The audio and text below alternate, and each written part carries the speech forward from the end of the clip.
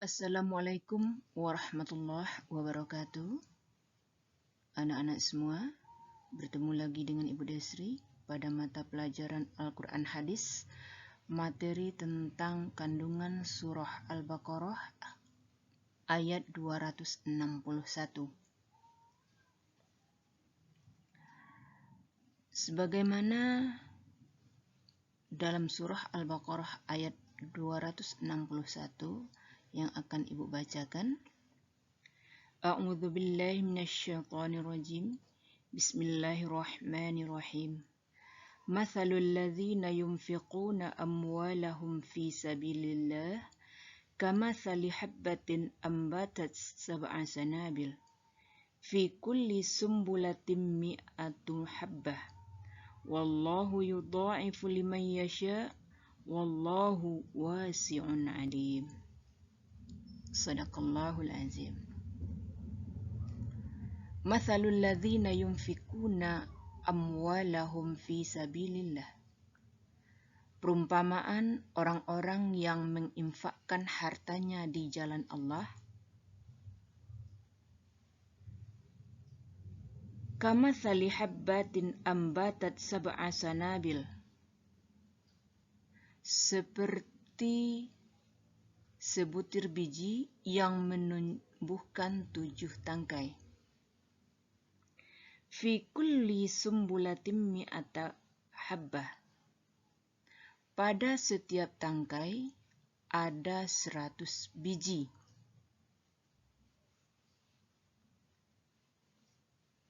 Wallahu yudha'ifu liman yasha. Allah akan melipat gandakan bagi siapa yang dikehendakinya. Wallahu wasi'un alim. Dan Allah maha luas lagi maha mengetahui. Surah Al-Baqarah ayat 261 ini termasuk kategori surah Madaniyah. Dan ayat 261 surah Al-Baqarah ini asbabun nuzul atau sebab turunnya ayat ini berkaitan dengan sikap dan tindakan mulia 2 orang sahabat Rasulullah SAW, yakni Utsman bin Affan dan Abdurrahman bin Auf dalam hal membelanjakan hartanya di jalan Allah sewaktu perang Tabuk. Abdurrahman bin Auf, dia mengikhlaskan uangnya sebanyak 4.000 dirham. Katanya, "Ya Rasulullah, simpanan uangku sebanyak 8.000 dirham. Setengahnya dibuat belanja keluargaku, dan setengah lainnya kupinjamkan bagi Tuhanku." Kemudian dijawab oleh Rasulullah SAW, "Semoga Allah memberkati semua hartamu, baik yang dibelanjakan buat keluarga ataupun yang didermakan demi keperluan sabilillah." Kemudian Utsman bin Affan berkata, "Ya Rasulullah, aku menyediakan dana buat para pejuang yang memerlukannya." Maka turunlah ayat 261 surah Al-Baqarah. Kemudian dalam riwayat yang kedua,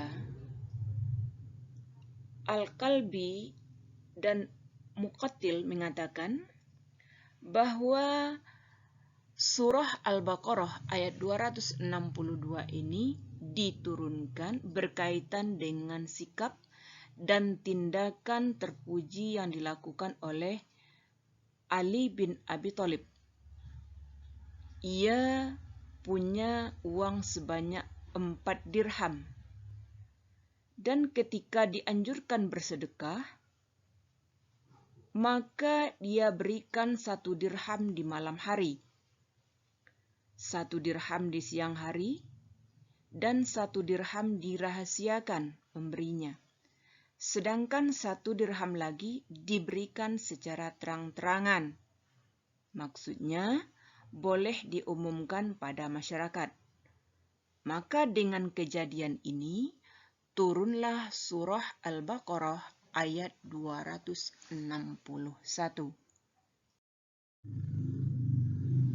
Hal-hal yang perlu diperhatikan dalam bersedekah. Ada hal-hal yang harus kita perhatikan agar sedekah yang kita berikan itu bermanfaat dan mendapat pahala. Adapun hal-hal yang harus kita perhatikan diantaranya adalah yang pertama, sebaiknya dirahasiakan. Artinya, apa yang kita beri tidak diketahui oleh orang lain. Ibaratnya, tangan kanan memberi tidak diketahui oleh tangan kiri. Yang kedua, tidak menyakiti hati orang yang diberi sedekah. Apa maksud tidak menyakiti hati orang yang diberi sedekah? Orang yang diberi sedekah akan merasa tersakiti apabila sedekah yang diberikan itu diungkit-ungkit atau disebut-sebut. Sebagaimana Allah berfirman, Ya ayyuhalladzina amanu la yubtilus sadaqatikum bil manni wal adha. Hai orang-orang yang beriman, jangan kamu lenyapkan pahala sedekahmu dengan menyebut-nyebut dan menyinggung perasaan orang yang menerima sedekah. Kemudian yang ketiga, bersedekah dengan harta terbaik yang dimiliki. Artinya, kita memberikan sesuatu itu yang kita sendiri menyukainya. Tidak memberikan sedekah terhadap barang-barang yang kira-kira kita sendiri tidak mau mengambil ataupun tidak mau memakannya. Contoh, memberikan buah-buahan yang sudah busuk.